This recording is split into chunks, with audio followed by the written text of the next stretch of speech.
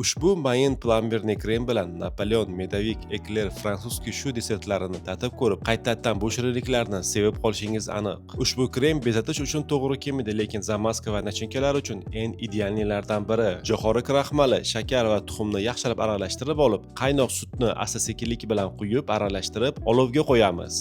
Ozgina vanilin bilan o'rta olovda krem quyilguncha aralashtirib turib, krem quyilgandan so'ng olovni pasaytirib, yana 2 daqiqa davomida aralashtirib turib qaynatib olamiz. Olovni o'chirib, tabiiy va sifatli sariyog' qo'shamiz. Kremni mazasi uchun sariyog'ning sifati juda ham muhim. Rulon paketni krem yuzasiga yopishtirib, kremni o'rab, xolodilnikda 3 soat davomida yaxshilab sovutib olamiz. Muzli, lekin muzlamagan 35% qaymoqni shakarsiz yaxshilab ko'pirtirib olib, sovigan zavarnoy kremni ozginadan 3 ga bo'lib qo'shib, mikserni past tezligida yaxshilab aralashtirib olib, morosilkada 20 daqiqa ushlab tursa, xuddi shunaqa mayin plombirni krem bo'lib chiqadi. Krem uvol bo'lmasligi uchun sevimli desertim fransuz kishu tayyorladim. Plombirni kremni haqiqiy lazzatini faqatgina aynan ushbu fransuz kishu desertida his qila olasiz.